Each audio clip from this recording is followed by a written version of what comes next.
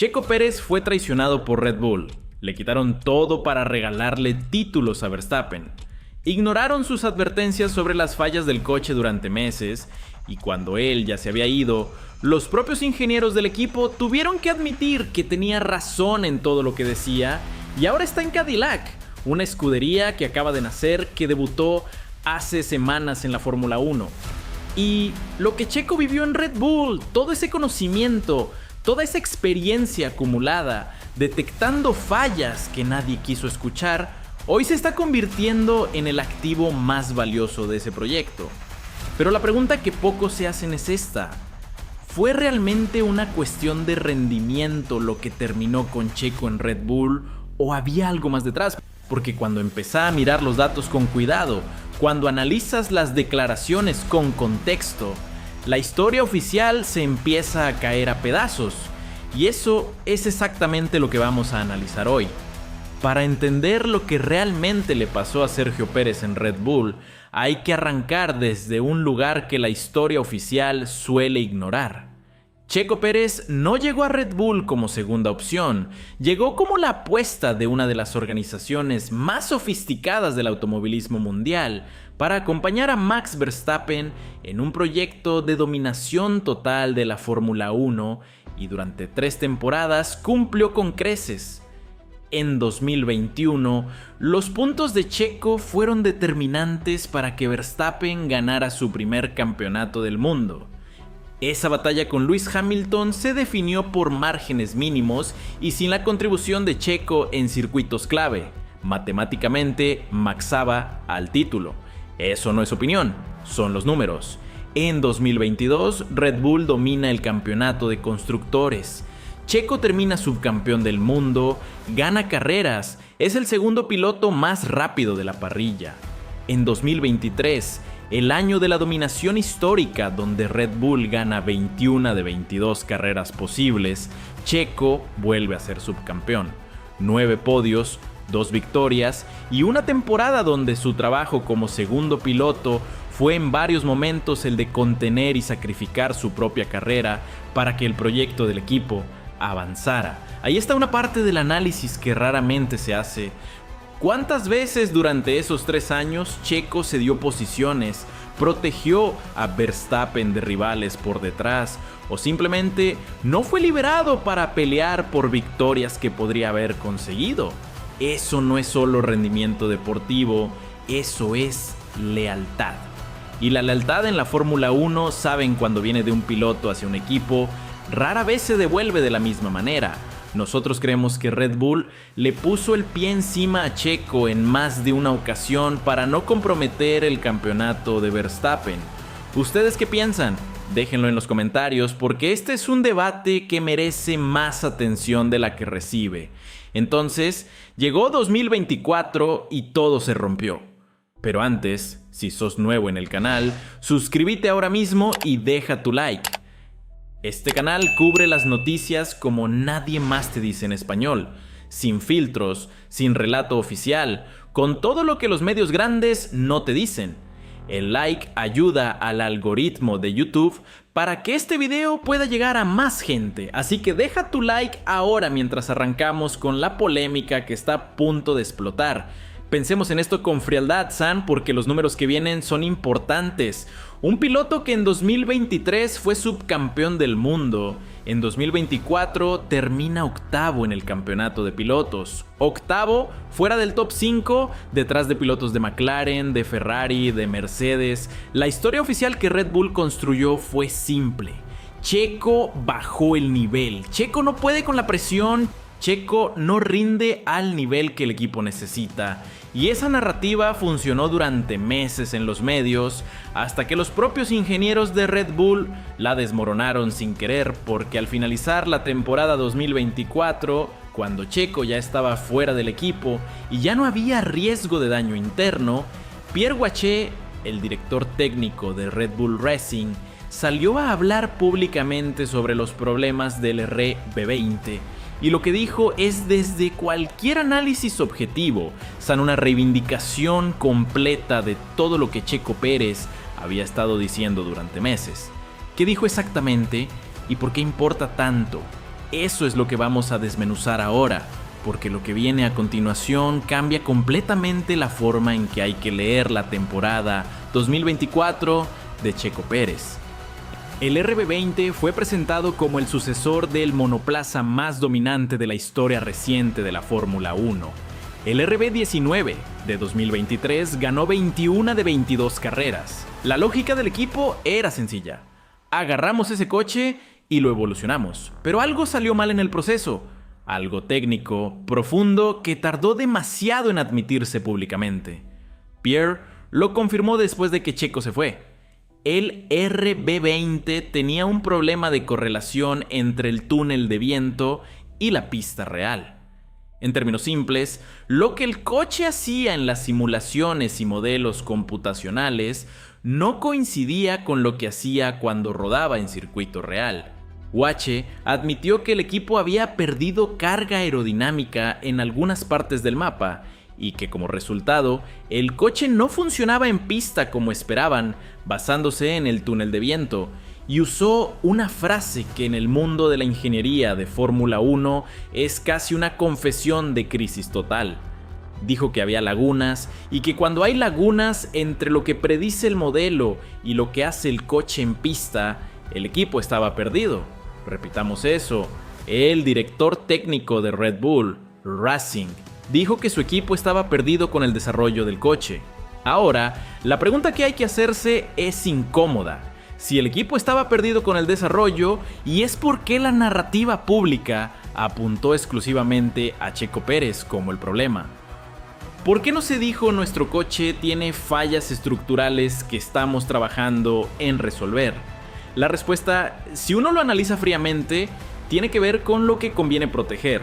Y lo que convenía proteger en Red Bull en 2024 no era la reputación de Checo Pérez, porque Checo habló todo el tiempo.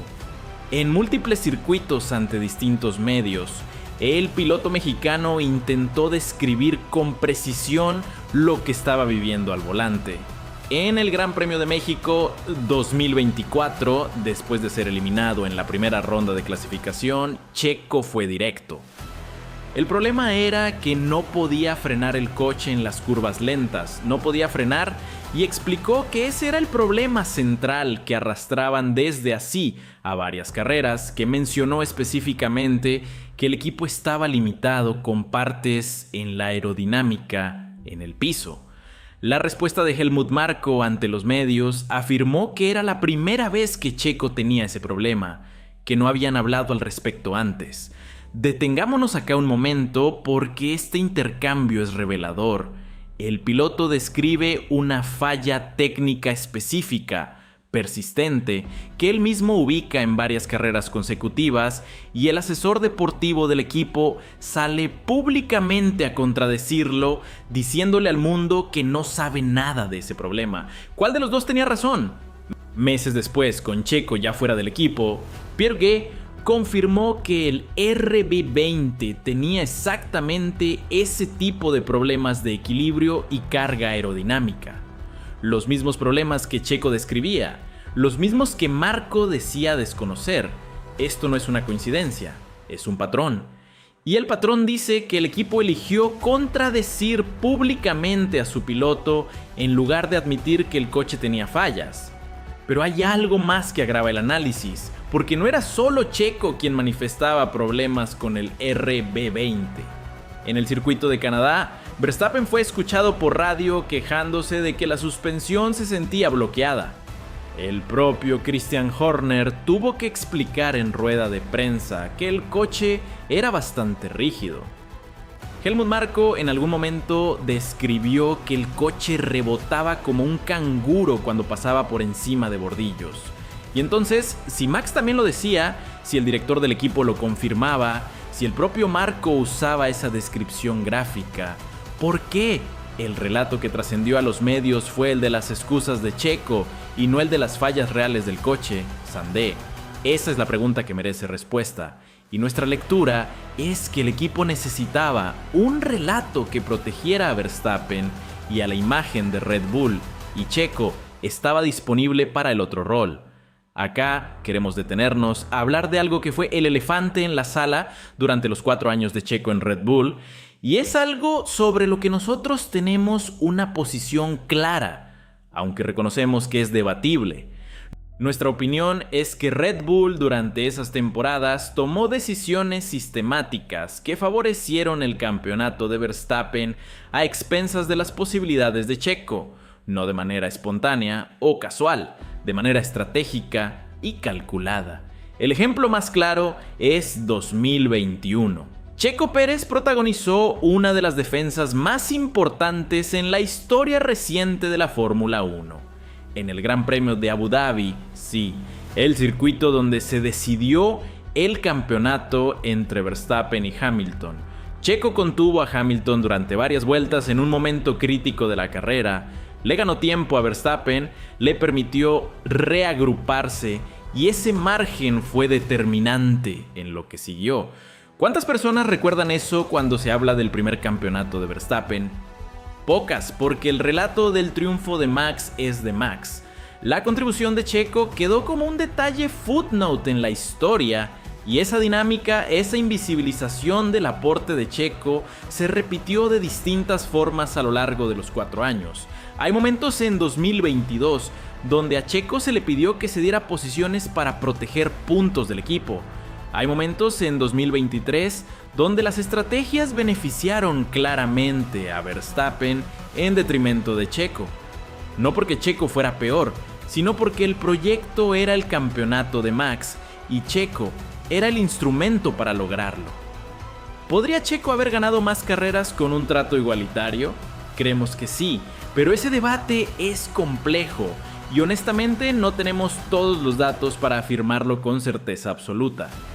Lo que sí podemos afirmar es que el tratamiento que recibió Checo dentro del equipo no fue el de 2 pilotos compitiendo en igualdad de condiciones, y que en 2024, cuando el coche falló y el equipo necesitó proteger algo, el que quedó expuesto fue Checo.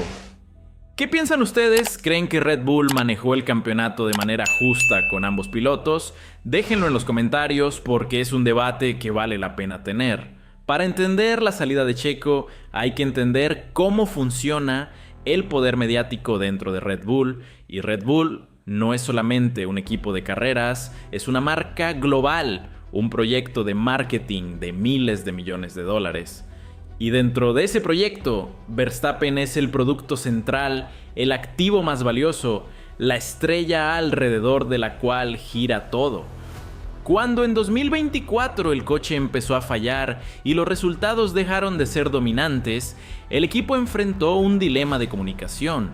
Se admitía que el RB20 tenía problemas estructurales, dañaba la imagen de perfección técnica que habían construido durante 3 años de dominación. Si la narrativa se centraba en el rendimiento de un piloto, el daño era localizado y manejable. Y ahí es donde el análisis se pone incómodo. Christian Horner, a lo largo de la segunda mitad del 2024, fue construyendo una presión pública sobre Checo que se puede rastrear en sus declaraciones. Llegó a decir, va ante los medios que la Fórmula 1 es un negocio basado en resultados, y cuando alguien no está rindiendo al nivel esperado, siempre habrá escrutinio. Y en Qatar dijo algo que si uno lo lee con cuidado suena a una insinuación directa, que Checo conoce las presiones de este negocio y que es lo suficientemente grande y sabio como para llegar a sus propias conclusiones. Eso no es la declaración de un director de equipo que respalda a su piloto. Eso es, en el lenguaje velado del paddock, una señal de que quieren que el piloto tome la decisión de irse por su propia cuenta. ¿Por qué esa maniobra? Porque el contrato de Checo, gestionado por su representante Julian Jacobi, estaba bien blindado. Un despido directo le costaba al equipo alrededor de 8 millones de en compensación, si Checo se iba de mutuo acuerdo, y el coste era otro. El 18 de diciembre de 2024, exactamente 4 años después de haber sido fichado, el comunicado conjunto anunció que ambas partes habían acordado terminar su relación profesional. Todo el mundo en el paddock sabía lo que eso significaba. Era un despido con maquillaje institucional. Horner agradeció a Checo por ser un extraordinario jugador de equipo. Palabras cálidas, palabras que suenan bien en un comunicado, pero que llegaban después de meses de contradicciones públicas, de presiones veladas y de ignorar sistemáticamente lo que el piloto decía sobre las fallas del coche. Los números se usaron para justificar la salida, entonces hay que analizarlos con contexto, no solo como datos aislados. En 2024, Checo terminó con 152 puntos, Verstappen con 429. La mayor brecha entre compañeros de equipo bajo el sistema de puntos actual. Eso es un hecho y no hay forma de ignorarlo. Pero lo que ese número no dice es esto. En las primeras 5 carreras del año, Checo consiguió 4 podios. 4 podios en 5 carreras. Ese es el mismo nivel de rendimiento del subcampeón del mundo de 2023. El mismo piloto, el mismo ritmo que cambió a partir de la 6ª carrera, el Gran Premio de Miami, algo que no fue la capacidad de Checo Pérez, y lo sabemos porque el director técnico del equipo lo admitió meses después. El coche empezó a manifestar sus fallas de correlación con mayor intensidad a medida que avanzaba la temporada y los rivales ajustaban sus configuraciones. El colapso de Checo en la segunda mitad de 2024 fue real, no lo vamos a negar.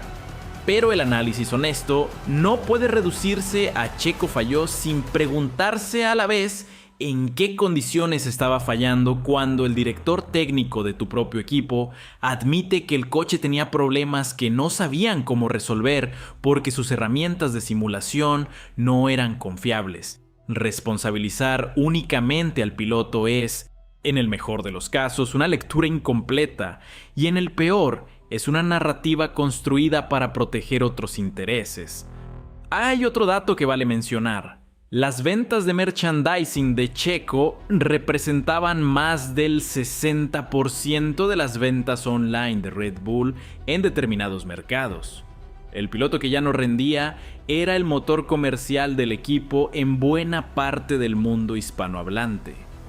Eso también es parte del análisis. Watts porque muestra que la decisión de prescindir de Checo tuvo un costo que Red Bull eligió pagar. Y eso dice algo sobre las prioridades del proyecto. El último gran premio de la temporada 2024 fue Abu Dhabi y fue doloroso en todos los sentidos. En esa carrera, Checo recibió un impacto de Valtteri Bottas en el inicio y tuvo que abandonar un abandono en la primera vuelta, el peor final posible para su última aparición con Red Bull. Pero lo que pocos mencionaron es lo que Checo reveló después, que incluso antes del contacto con Bottas, su coche ya presentaba fallas. Dijo que el motor venía con problemas antes del toque y que cada vez que cambiaba de marcha, el embrague patinaba. Un coche roto antes del impacto, un abandono forzado y la última imagen de Checo Pérez en un monoplaza de Red Bull Racing. Al día siguiente de esa carrera, a los accionistas de Red Bull se reunieron. La decisión ya estaba tomada. Varios días de negociación por la compensación. Y el miércoles 18 de diciembre, exactamente 4 años después de haber sido anunciado como piloto, el comunicado, Checo respondió con una dignidad que en nuestra lectura dice mucho sobre su carácter. Agradeció la experiencia, reconoció los logros conjuntos y mencionó específicamente a Verstappen. Ha sido un honor correr junto a Max como compañero de equipo todos estos años. Y en una entrevista previa al final de la temporada, Checo había dicho algo que resume todo lo que vivió en ese año y que merece ser analizado con detalle. Los pilotos dependemos mucho de nuestro entorno y del auto. Este año difícilmente pude sacarle el 100%. Sin duda, AT y el Checo Pérez de este año es tan bueno como el subcampeón del mundo del año pasado. Esa frase es una declaración de principios, es una defensa de su identidad como piloto y es al mismo tiempo una acusación implícita a todo un sistema que decidió no respaldarlo. Tenía razón, nuestra lectura es que sí, pero ustedes juzguen. ¿Creen que Checo bajó su nivel por razones propias o ¿El coche y el entorno tuvieron más responsabilidad de lo que se dijo? Déjenlo en los comentarios. El 18 de diciembre de 2024 fue el final de una etapa, pero no el final de la historia. Mientras Checo procesaba su salida de Red Bull desde el otro lado del Atlántico, estaba tomando forma uno de los proyectos más ambiciosos que ha generado la Fórmula 1 en décadas. Cadillac, la primera escudería norteamericana en la historia reciente de la categoría. El 11º equipo de la parrilla con el respaldo de General Motors, sede en Reino Unido y Estados Unidos y motores Ferrari para su temporada de debut. Y Cadillac quería a Checo Pérez no por los patrocinadores, no como imagen de marketing para el mercado latinoamericano, aunque ese factor obviamente existe y no hay que ignorarlo. Lo querían por lo que sabe hacer dentro de un coche y fuera de él. Graham Lowdon, director del equipo, lo dijo con claridad. Fichar a dos pilotos tan experimentados como Bottas y Checo es una clara señal de intenciones. Lo han visto todo y saben lo que se necesita para triunfar en la Fórmula 1. Pero lo más importante es que comprenden lo que significa ayudar a construir un equipo. Esa frase final es la clave de todo el análisis. Ayudar a construir un equipo, no llegar a un equipo ya hecho, sí, sino sentarse en un coche que ya funciona, construir desde cero. Y resulta que Checo Pérez, después de 4 años en Red Bull, viendo de primera mano cómo se desarrolla un monoplaza de Fórmula 1, después de haber identificado fallas aerodinámicas que el equipo tardó meses en admitir, después de haber trabajado codo a codo con los mejores ingenieros del mundo, tiene exactamente lo que Cadillac necesita en este momento de su historia. El contrato firmado es multianual, 2 temporadas con opción a una tercera, con un salario base que según reportes especializados ronda los $0,00000 más bonificaciones por resultados. Un contrato que refleja que Cadillac no lo contrató como un piloto de transición, lo contrató como un pilar del proyecto. El 8 de marzo de 2026, Sergio Pérez volvió a la Fórmula 1, no con Red Bull, o sea, no como subcampeón del mundo, como el número 11 de Cadillac Fórmula 1 Team en el circuito de Albert Park, Melbourne, Australia. La carrera fue complicada, hay que decirlo tal cual. Cadillac es un equipo nuevo. El Mach 26 es el primer coche que esa organización construyó para competir en la máxima categoría. Y en ese contexto, lo que importaba en Australia no era ganar. Lo que importaba era terminar y aprender. Checo terminó en la posición 16 a 3 vueltas del líder. Fue el único piloto de Cadillac en cruzar la línea de llegada, porque Valtteri Bottas tuvo que abandonar. Pero hay algo en ese resultado que merece más atención que el número de posición. Durante la carrera, Checo protagonizó un duelo directo con Liam Lawson, el piloto que Red Bull eligió para reemplazarlo. El mismo Lawson que, según la narrativa de la organización de las bebidas energéticas, era el sustituto idóneo para el rol que Checo ya no podía cumplir. En varias vueltas del Gran Premio de Australia, Checo contuvo los ataques de Lawson con maniobras defensivas precisas. Ganó ese duelo en la primera carrera con un coche nuevo de un equipo que tiene 2 meses de vida competitiva. Después de cruzar la meta, Checo fue claro al hablar con el equipo y ante los medios empezamos con muchos problemas, pero a partir de ahora, la luna de miel ha terminado y necesitamos dar grandes pasos adelante, sin autocompasión, sin excusas, con diagnóstico y con dirección. El mismo Checo que en Red Bull intentaba comunicarle al equipo lo que no funcionaba. Ahora, en una posición donde sus palabras construyen algo en lugar de ser ignoradas. 2 semanas después, hubo el Gran Premio de China en Shanghai. Checo terminó en la posición 15, un puesto mejor que en Australia, y esta vez Bottas terminó en la posición 13, siendo la primera carrera en la historia de Cadillac, donde ambos monoplazas cruzaron la meta. Suena a poco, lo es en términos absolutos, pero hay un dato técnico de esa carrera que es significativo. el Cadillac de Checo registró la velocidad punta más alta de toda la parrilla en Shanghái, 352 km por hora, por encima de Mercedes, de Ferrari, de todos. Eso no significa que el coche sea rápido en su conjunto, significa que hay potencial en la unidad de potencia Ferrari que están usando y que hay trabajo por hacer en la carga aerodinámica para aprovechar ese motor y que Checo sabe exactamente qué buscar. Para entender por qué Checo Pérez es exactamente el piloto que Cadillac necesitaba, hay que entender qué es lo más difícil de construir en un equipo de Fórmula 1 nuevo. No es el dinero. Cadillac tiene respaldo de General Motors, el dinero no es la tecnología de base. Tienen motores Ferrari que en este inicio de temporada 2026 están demostrando ser competitivos. Lo más difícil de construir es el conocimiento acumulado, saber qué falla, por qué falla, cómo detectar una falla antes de que se convierta en un problema mayor en pista. Eso tarda años en desarrollarse en un equipo. Temporadas enteras de errores, correcciones y aprendizaje. Checo tiene 4 años de experiencia directa en uno de los equipos técnicamente más sofisticados del mundo. Trabajó con Adrian Newey, el diseñador más brillante de la historia de la Fórmula 1. Trabajó con Pierre Waché. Colaboró en el desarrollo de coches que ganaron 21 de 22 carreras posibles. Y lo más importante para Cadillac, en 2024, Checo demostró una capacidad muy específica.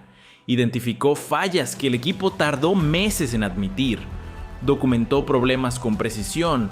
Comunicó lo que sentía el volante con un nivel de detalle que después fue confirmado técnicamente. Eso en el contexto de un equipo nuevo que está construyendo su primer coche, que está desarrollando sus sistemas de simulación, que está construyendo su cultura de trabajo. Es un activo que no se puede comprar en el mercado de transferencias de pilotos. Bottas también identificó un problema estructural del Mach 26 desde las primeras carreras. Falta de carga aerodinámica en la parte trasera del monoplaza, lo que genera una configuración mecánica que limita las posibilidades de ajuste. Checo lo confirmó desde sus propias sensaciones al volante. ¿Suena familiar ese diagnóstico? Debería, porque es casi exactamente el mismo tipo de problema que Checo describía en el RB20 durante 2024 con una diferencia fundamental en Cadillac. Ese diagnóstico está siendo documentado, analizado y trabajado desde la carrera número 1. No está siendo negado ni contradecido en ruedas de prensa. Esa diferencia de cultura organizacional es en nuestra lectura el factor más importante de todo este análisis. Checo no cambió. Lo que cambió es el entorno en el que opera. Y hay un elemento final de este análisis que no podemos ignorar porque habla por sí solo.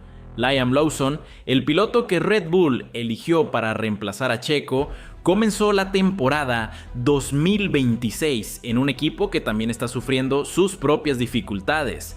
El RB21 enfrenta los desafíos de la nueva normativa técnica de 2026 y por el momento Red Bull no es el equipo que barre con todo como en 2023.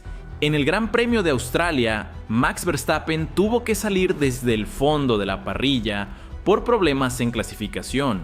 Remontó hasta el 6º lugar, lo que habla de su calidad como piloto. Pero no es el resultado de un equipo dominante. En el Gran Premio de China, Verstappen abandonó por problemas mecánicos. Eso significa que Red Bull colapsó. No tienen los recursos para revertir cualquier situación, pero sí significa que la narrativa de que Checo era el problema y que con Lawson todo iba a estar resuelto no está siendo validada por los resultados, al menos no en este inicio de temporada.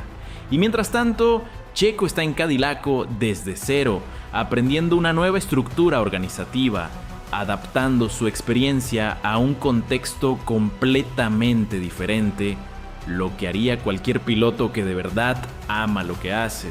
La ironía es grande. El piloto que fue presentado como el que ya no podía con la Fórmula 1 está en pista. El equipo que lo descartó está buscando el ritmo que perdió. Entonces, ¿qué es lo que realmente pasó con Checo Pérez en Red Bull?